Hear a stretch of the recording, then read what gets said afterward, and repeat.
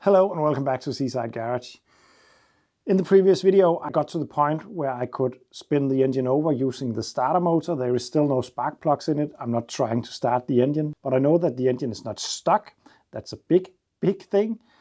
Next up, I wanted to try to use the starter motor to actually rise the car up, or at least build some pressure in the hydraulic system. Why?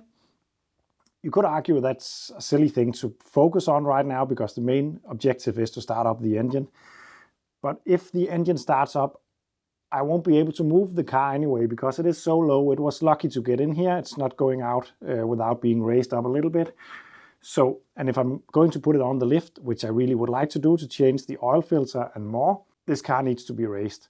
I can do that in a couple of ways. I could put some blocks in right now after I lifted it up and just have it standing on blocks instead of the hydraulic system, but it could be fun to test if the hydraulic system works. So I tried using a drill bit in the previous video.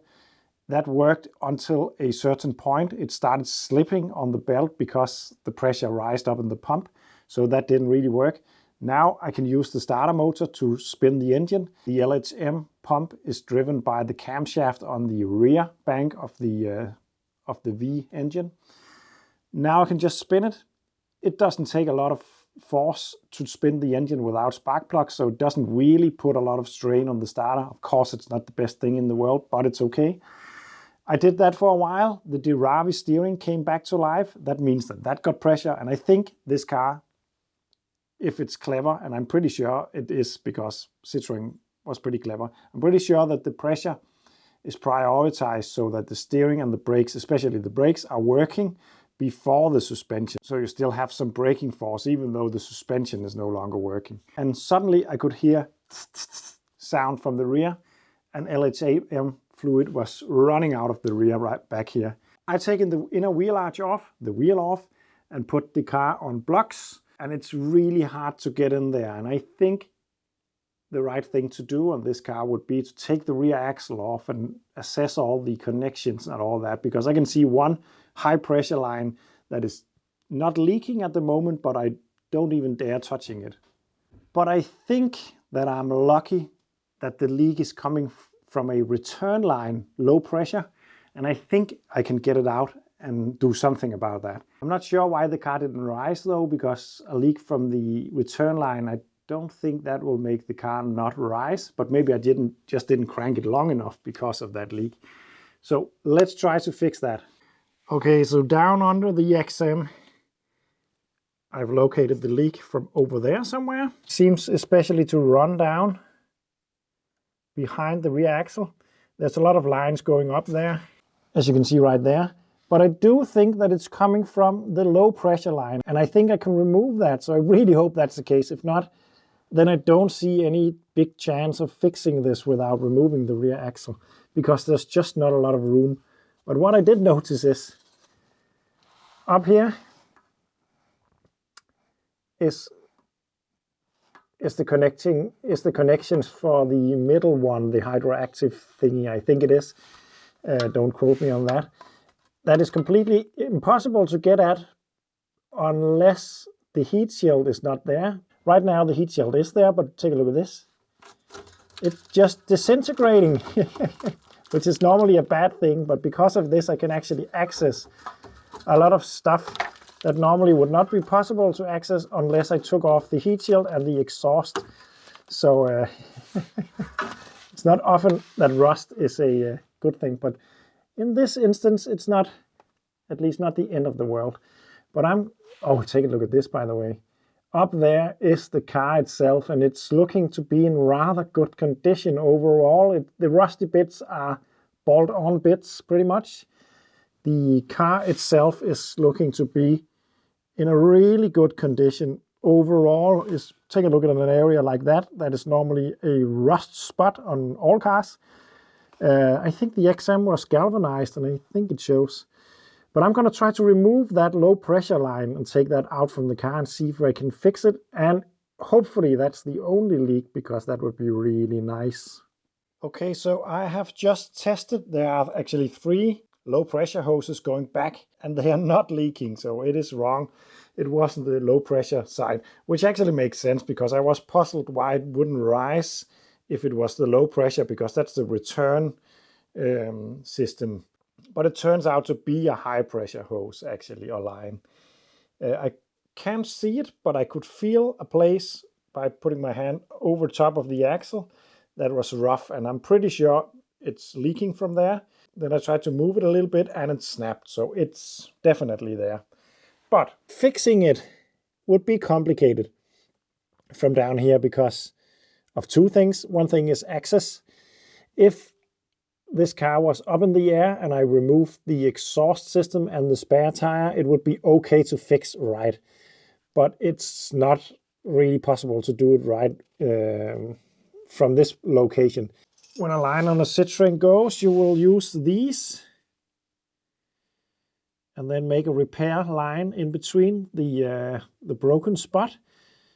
I would need two of these to do that, but I only have one because I used all of my spares on the BX in the previous video.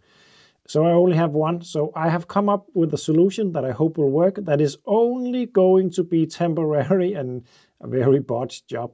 But remember, it is just to test if the system works and to get it up in the air so I can get it on the lift later on.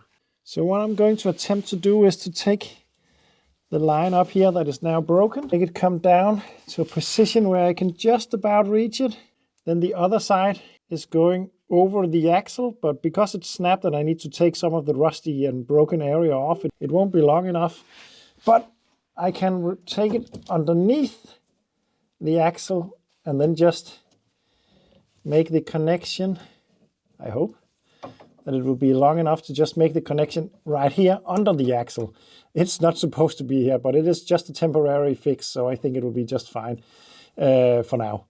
So I will do that. It's impossible to film this right, so I'm just going to try to connect these two with that connector that I got. Okay, so I have made a repair, which can't really be called a repair, but yeah. The connection is up there. I actually ended up making a new connection to the T-junction up there as well. And because I only had one of those connector things, I had to do it this way. It is supposed to go the other way around the axle, and right now it will be hanging very low underneath here. It's of course not something that I can drive with, but this is just to test the system. I would need a longer piece of pipe and some more connectors, and yeah, I would like to get it on the lift for that. But I think that the system, at least now, should be leak-free, and we should be able to test the hydraulic system. So let's try to do that. The car is back on the ground now, and I'm just gonna let the starter motor spin, and hopefully it will rise up.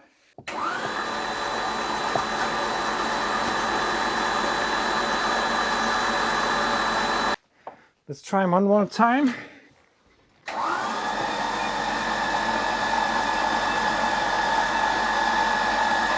Yeah, it's rising up. Come on. Woo! Yeah. What about the front? I need to give it a break now, but the rear has just risen. It has risen. We all know that Citroëns do this kind of thing, but still it just amazes me every time I see it. It's just such a cool feature. Not only that, it's a really comfy way of making a suspension. But it's up. Let's give the front another try. It's going higher. Come on, front end. Come on. We are out of LHM. I need more LHM. Gotta go buy some more LHM. So it's one day later and I have bought some more LHM.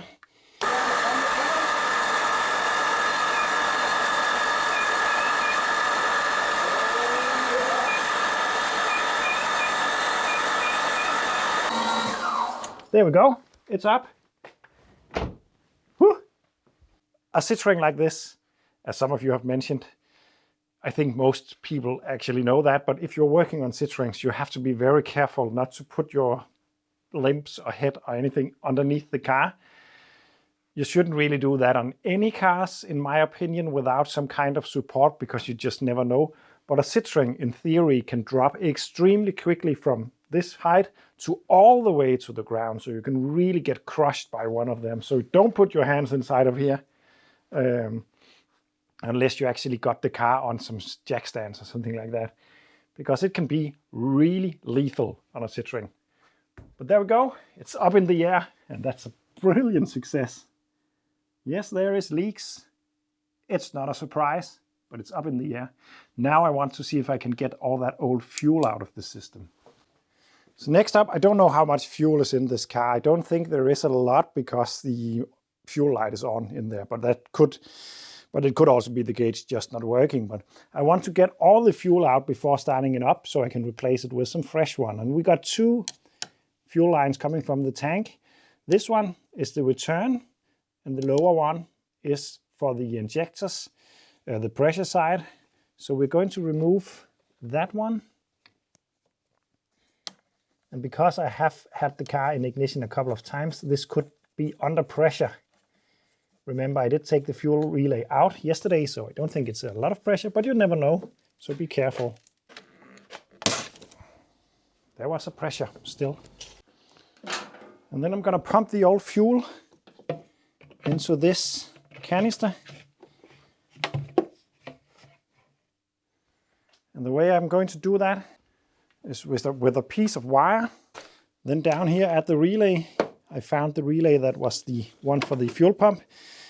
Normally, it's easy to identify which one is the power out, the power for the pump, because it will be the thick wires. The thin ones will be the signal to actually bridge the relay. So if I bridge the 2 blue wires from here to here, it should start up the pump. Let's try. You know what? I'm going to stop and take some glasses on just for safety, because I had petrol in my eyes a couple of years back. It was really painful experience. Don't want that again.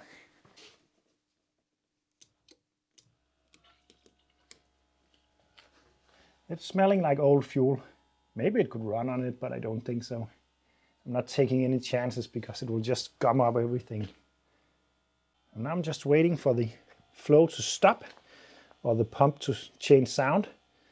And then I know it's out. I hope there is not too much fuel left in this tank, because it's such a mess to get rid of this stuff. There we go. It's almost not sucking anything now. So what I want to do now is to put in some fresh fuel, and then do this again to just clear out the rest of the stuff in the lines. But firstly, I want to get rid of this crap. Hello! Let's add some fresh fuel into. Oh, it looks nice back here. Really clean. Nice. Let's give it some fresh high octane fuel. 100 octane, by the way, because it's worth it. So up at the engine bay again, I just want to do the same thing just one more time to make sure to get all the old fuel out. I'm just going to take a sample.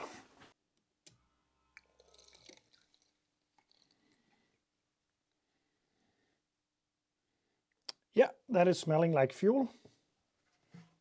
I can live with that.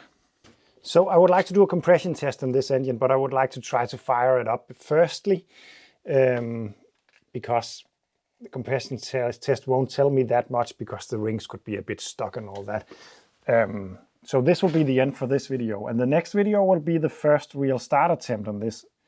Unfortunately for you guys, and also for myself actually, it would be a while, because Bilklubben podcast would like to be a part of the first start of this car.